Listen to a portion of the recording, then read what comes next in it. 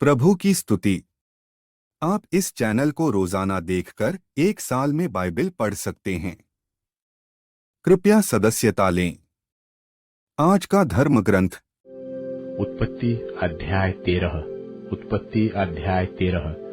इब्राहिम और लूत के अलग होने का वर्णन। तब अब्राम अपनी पत्नी और अपनी सारी संपत्ति लेकर लूत को भी संग लिए हुए मिस्र को छोड़कर कनान के दक्षिण देश में आया। अब्राम भेड़ बकरी, गाय बैल और सोने रुपये का बड़ा धनी था।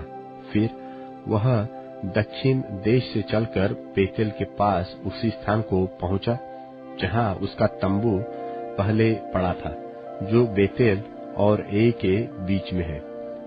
यह स्थान उस वेदिका है जिसे उसने पहले बनाई थी, और वहां अब्राम ने फिर यहोवा से प्रार्थना की। और लूत के पास भी, जो अब्राम के साथ चलता था, भेड़ बकरी, गाय बैल और तंबू थे। सो उस देश में उन दोनों की समाई न हो सकी कि वे इकट्ठे रहे, क्योंकि उनके पास बहुत धन था, इसलिए वे इकट्ठे न रह सके। सो अब्राम और लूत की भेड़ बकरी और गाय बैल के चरवाहों में झगड़ा हुआ। और उस समय कनानी और पेरिज लोग उस देश में रहते थे। तब अब्राम लूत से कहने लगा, मेरे और तेरे बीच और मेरे और तेरे चरवाहों के बीच में झगड़ा न होने पाए, क्योंकि हम लोग भाई बंधु हैं। क्या सारा देश तेरे सामने नहीं? सो मुझसे अलग हो। यदि तू बाई ओर जाए तो मैं दाहिनी ओर जाऊंगा, और यदि तू दाहिनी ओर जाए तो मैं बाई ओर जाऊंगा। तब लूत ने आंख उठाकर यरदन नदी के पास वाली सारी तराई को देखा कि वह सब सिंची हुई है। जब तक यहोवा ने सदोम और अमोरा को नाश न किया था, तब तक सोर के मार्ग तक वह तराई यहोवा की वाटिका और मिस्र देश के समान उपजाऊ थी। सो लूत अपने लिए यरदन की सारी तराई को चून के पूर्व की ओर चला, और वे एक दूसरे से अलग हो गए। अब्राम तो कनान देश में रहा, पर लूत उस तराई के नगरों में रहने लगा और अपना तंबू सदोम के निकट खड़ा किया। सदोम के लोग यहोवा के लेखे में बड़े दुष्ट और पापी थे। जब लूत अब्राम से अलग हो गया, तब उसके पश्चात यहोवा ने अब्राम से कहा, आंख उठाकर जिस स्थान पर तू है, वहां से उत्तर, दक्षिण, पूर्व, पश्चिम चारों ओर दृष्टि कर, क्योंकि जितनी भूमि तुझे दिखाई देती है, उस सब को मैंने तुझे और तेरे वंश को युग युग के लिए दूंगा। और मैं तेरे वंश को पृथ्वी की धूलि के किनकों की नाई बहुत करूंगा, यहाँ तक कि जो कोई पृथ्वी की धूल के किनकों को गिन सकेगा, वही तेरा वंश भी गिन सकेगा। उठ, इस देश की लंबाई और चौड़ाई में चल फिर, क्योंकि मैं उसे तुझी को दूंगा। इसके पश्चात अब्राम अपना तंबू उठाकर ममरे के बांजों के बीच, जो हेब्रोन में थे, जाकर रहने लगा, और वहां भी यहोवा की एक वेदी बनाई। उत्पत्ति अध्याय 14। उत्पत्ति अध्याय 14। इब्राहिम के विजय और मेल्कीसेदेक के दर्शन देने का वर्णन। शिनार के राजा अम्रापेल और एल्लासार के राजा अर्योक और एलाम के राजा कदोरला ओमेर और गोइम के राजा तिलात के दिनों में ऐसा हुआ कि उन्होंने सदोम के राजा बेरा और अमोरा के राजा बिरशा और अदमा के राजा शिनाब और सबोइम के राजा शेमेबेर और बेला, जो सोर भी कहलाता है, इन राजाओं के विरुद्ध युद्ध किया। इन पांचों ने सिद्दीम नाम तराई में, जो खारे ताल के पास है, एका किया। 12 वर्ष तक तो ये कदोरला ओमेर के अधीन रहे, पर 13वें वर्ष में उसके विरुद्ध उठे। सो 14वें वर्ष में कदोरला ओमेर और उसके संगी राजा आए, और अश्तरोत्कनम में रपाइयो और हाम में जुजियो और शाबे किरियातैम में एमियो को और सेर नाम पहाड़ में होरियों को मारते मारते उस एल्पारान तक, जो जंगल के पास है, पहुंचाए। वहां से वे लौटकर एमनी शपात को आए, जो कादेश भी कहलाता है, और अमालेकियों के सारे देश को और उन एमोरियों को भी जीत लिया जो हससोनातमार में रहते थे। तब सदोम, अमोरा, अदमा, सबोइम और बेला, जो सोर भी कहलाता है, इनके राजा निकले और सिद्दीम नाम तराई में उनके साथ युद्ध के लिए पांति बांधी, अर्थात एलाम के राजा कदोर्लाओमेर, गोइम के राजा तिलाद, शिनार के राजा अमरापेल और एल्लासार के राजा अरियोक, इन चारों के विरुद्ध उन पांचों ने पांति बांधी। सिद्दीम नाम तराई में, जहां लसार मिट्टी के गड्ढे ही गड्ढे थे, और सदोम और अमोरा के राजा भागते भागते उनमें गिर पड़े, और जो बचे वे पहाड़ पर भाग गए। तब वे सदोम और अमोरा के सारे धन और भोजन वस्तु को लूट लाट कर चले गए। और अब्राम का भतीजा लूत, जो सदोम में रहता था, उसको भी धन समेत वे लेकर चले गए। तब एक जन जो भागकर बच निकला था, उसने जाकर इब्री अब्राम को समाचार दिया। अब्राम तो एमोरी मम्रे, जो एशकोल और आनेर का भाई था, उसके बांज वृक्षों के बीच में रहता था, और ये लोग अब्राम के संग वाचा बांधे हुए थे। यह सुनकर कि उसका भतीजा बंधुआई में गया है, अब्राम ने अपने 318 शिक्षित युद्ध कुशल निपुण दासों को लेकर, जो उसके कुटुंब में उत्पन्न हुए थे, अस्त्र शस्त्र धारण करके दान तक उनका पीछा किया, और अपने दासों के अलग अलग दल बांधकर रात को उन पर चढ़ाई करके उनको मार लिया, और होबा तक, जो दमिश्क की उत्तर की ओर है, उनका पीछा किया। और वह सारे धन को और अपने भतीजे लूत और उसके धन को और स्त्रियों को और सब बंधुओं को लौटा ले आया। जब वह कदोर्लाओमेर और उसके साथी राजाओं को जीतकर लौट आता था, तब सदोम का राजा शावे नाम तराई में, जो राजा की भी कहलाती है, उससे भेंट करने के लिए आया।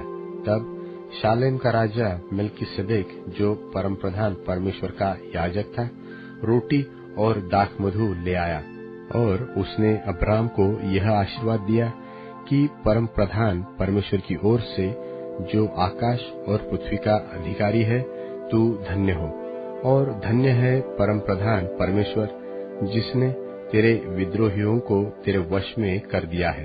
तब अब्राम ने उसको सबका दशमांश दिया। तब सदोम के राजा ने अब्राम से कहा, प्राणियों को तो मुझे दे और धन को अपने पास रख।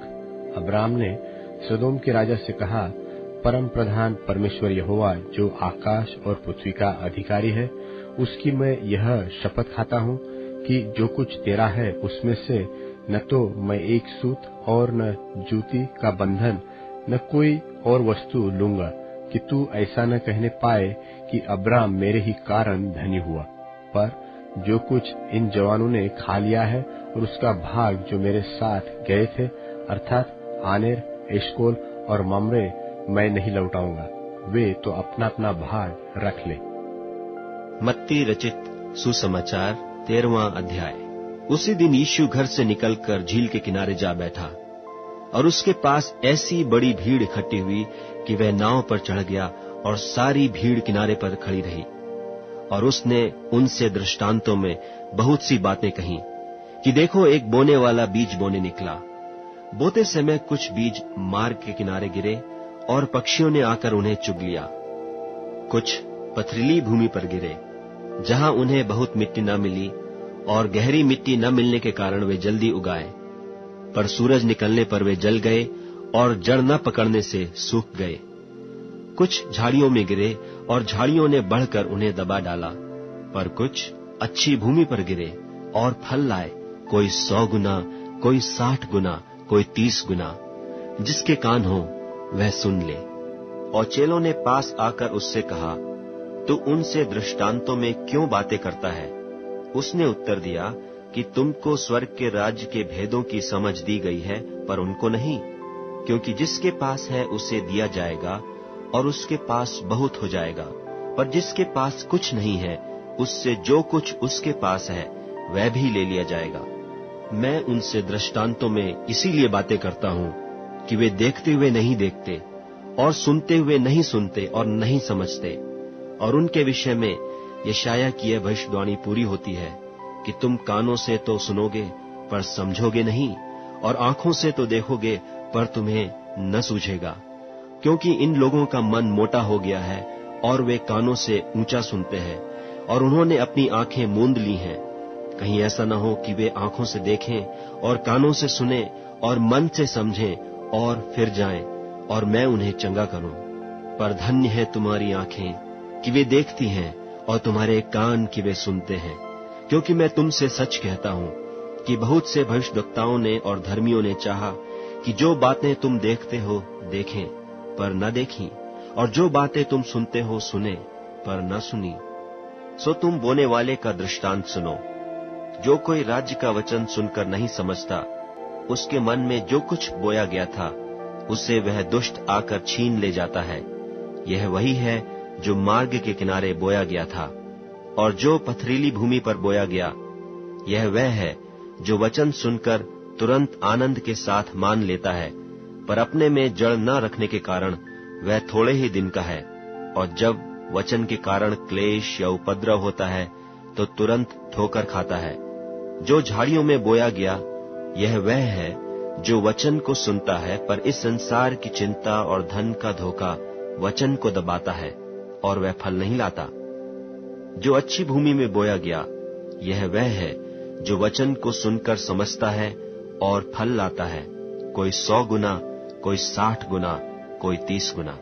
उसने उन्हें एक और दृष्टांत दिया कि स्वर्ग का राज्य उस मनुष्य के समान है जिसने अपने खेत में अच्छा बीज बोया।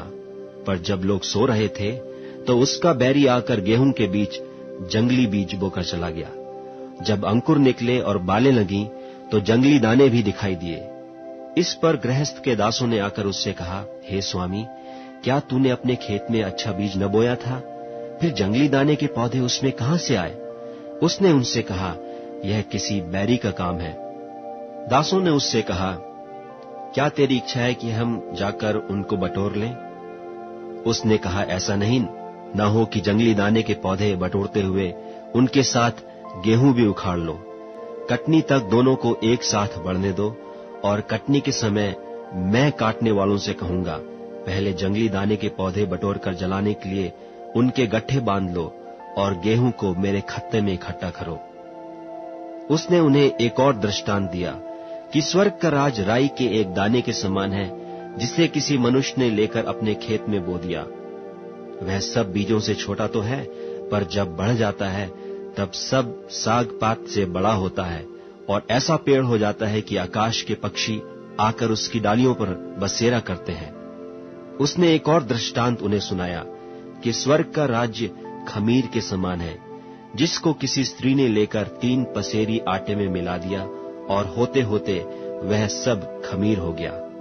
ये सब बातें यीशु ने दृष्टांतों में लोगों से कहीं, और बिना दृष्टांत वह उनसे कुछ न कहता था, कि जो वचन भविष्यद्वक्ता के द्वारा कहा गया था वह पूरा हो, कि मैं दृष्टांत कहने को अपना मुंह खोलूंगा।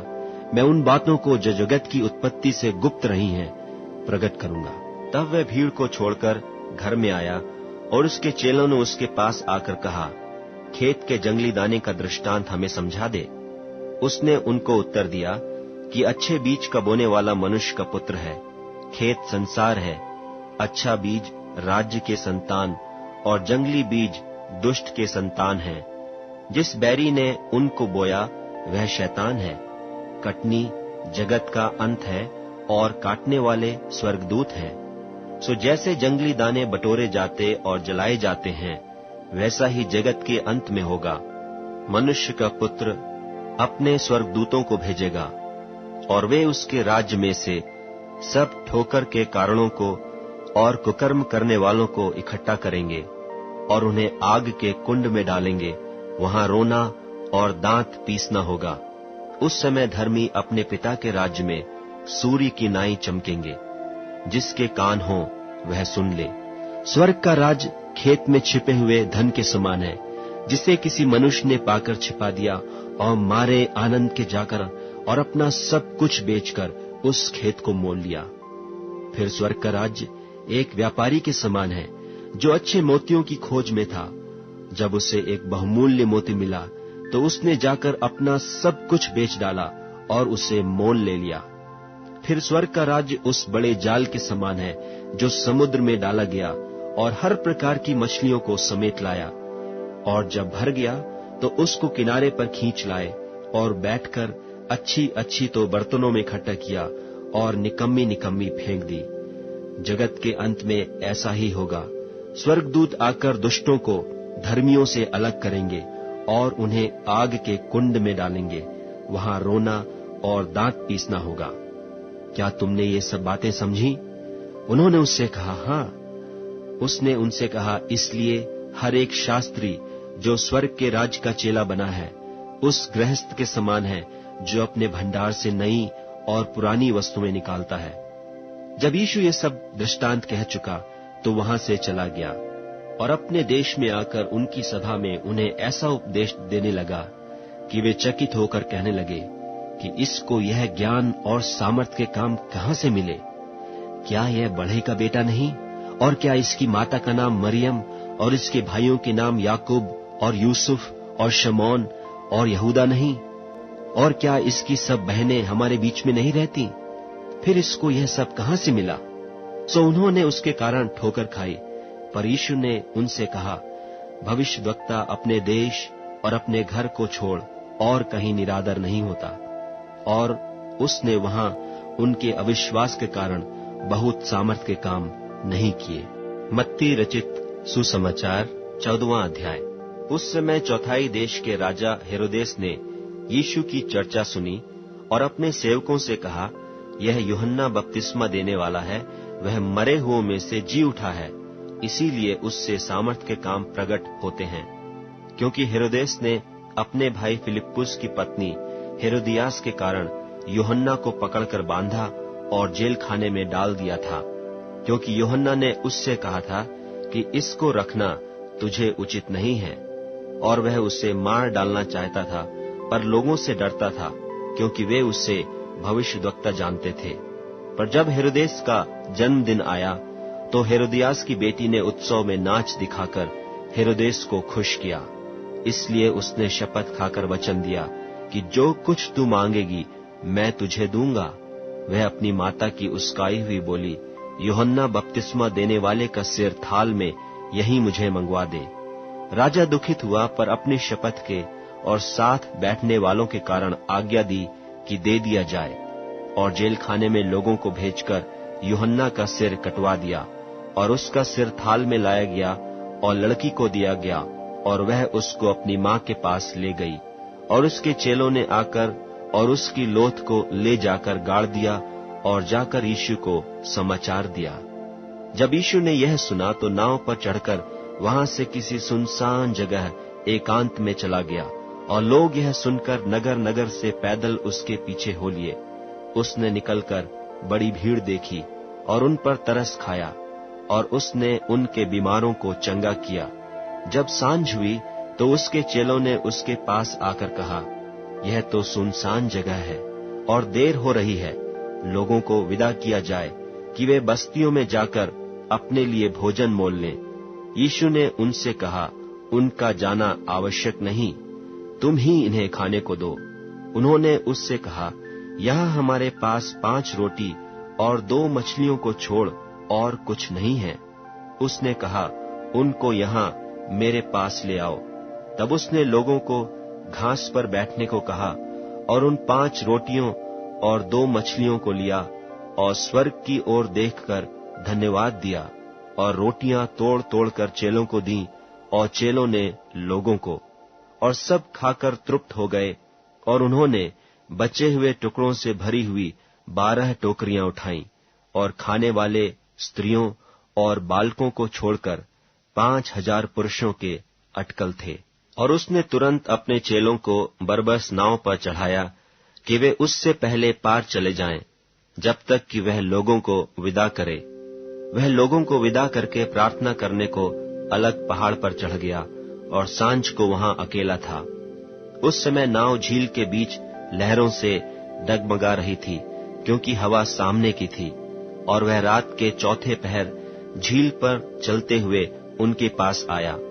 चेले उसको झील पर चलते हुए देखकर घबरा गए और कहने लगे, वह भूत है, और डर के मारे चिल्ला उठे। यीशु ने तुरंत उनसे बातें की और कहा, ढाढ़स बांधो, मैं हूं, डरो मत। पतरस ने उसको उत्तर दिया, हे प्रभु, यदि तू ही है तो मुझे अपने पास पानी पर चलकर आने की आज्ञा दे। उसने कहा, आ। तब पतरस नाव पर से उतरकर यीशु के पास जाने को पानी पर चलने लगा, पर हवा को देखकर डर गया, और जब डूबने लगा तो चिल्लाकर कहा, हे प्रभु, मुझे बचा। यीशु ने तुरंत हाथ बढ़ाकर उसे थाम लिया और उससे कहा, हे अल्पविश्वासी, तूने क्यों संदेह किया? जब वे नाव पर चढ़ गए तो हवा थम गई। इस पर जो नाव पर थे उन्होंने उसे दंडवत करके कहा, सचमुच तू परमेश्वर का पुत्र है। वे पार उतरकर गन्नेसरत देश में पहुंचे, और वहां के लोगों ने उसे पहचानकर आसपास के सारे देश में कहला भेजा, और सब बीमारों को उसके पास लाए, और उससे विनती करने लगे कि वह उन्हें अपने वस्त्र के आंचल ही को छूने दे, और जितनों ने उसे छुआ वे चंगे हो गए। भजन संहिता अध्याय 7। भजन संहिता अध्याय 7। हे मेरे परमेश्वर यहोवा, मेरा भरोसा तुझ पर है। सब पीछा करने वालों से मुझे बचा और छुटकारा दे। ऐसा न हो कि वे मुझको सिंह की नाई फाड़कर टुकड़े टुकड़े कर डाले, और कोई मेरा छुड़ाने वाला न हो। हे मेरे परमेश्वर यहोवा, यदि मैंने यह किया हो, यदि मेरे हाथों से कुटिल काम हुआ हो, यदि मैंने अपने मेल रखने वालों से भलाई के बदले बुराई की हो, वरन मैंने उसको जो अकारण मेरा बैरी था बचाया है, तो शत्रु मेरे प्राण का पीछा करके उसे आ पकड़े, वरन मेरे प्राण को भूमि पर रौंद दे और मेरी महिमा को मिट्टी में मिला दे। हे यहोवा, क्रोध करके उठ, मेरे क्रोध भरे सताने वालों के विरुद्ध तू खड़ा हो जा और मेरे लिए जाग। तूने न्याय की आज्ञा तो दे दी है, और देश देश के लोगों की मंडली तेरे चारों ओर हो, और तू उनके ऊपर से होकर ऊंचे स्थानों पर लौट जा। यहोवा समाज समाज का न्याय करता है। हे यहोवा, मेरे धर्म और खराई के अनुसार मेरा न्याय चुका दे। भला हो कि दुष्टों की बुराई का अंत हो जाए, परंतु धर्मी को तू स्थिर कर, क्योंकि धर्मी परमेश्वर मन और मर्म का ज्ञाता है। मेरी ढाल परमेश्वर के हाथ में है, वह सीधे मन वालों को बचाता है। परमेश्वर धर्मी और न्यायी है, वरन ऐसा परमेश्वर है जो प्रतिदिन क्रोध करता है। यदि मनुष्य न फिरे तो वह अपनी तलवार पर सान चढ़ाएगा। वह अपना धनुष चढ़ाकर तीर संधान चुका है, और उस मनुष्य के लिए उसके मृत्यु के हथियार तैयार कर लिए हैं। वह अपने तीरों को अग्निबाण बनाता है। देख, दुष्ट को अनर्थ काम की पीड़ाएं हो रही है। उसको उत्पात का गर्भ है, और उससे झूठ उत्पन्न हुआ है। उसने गड्ढा खोदकर उसे गहरा किया, और जो खाई उसने बनाई थी उसमें वह आप ही गिरा। उसका उत्पात पलटकर उसी के सिर पर पड़ेगा, और उसका उपद्रव उसी के माथे पर पड़ेगा। मैं यहोवा के धर्म के अनुसार उसका धन्यवाद करूंगा, और परम प्रधान यहोवा के नाम का भजन गाऊंगा।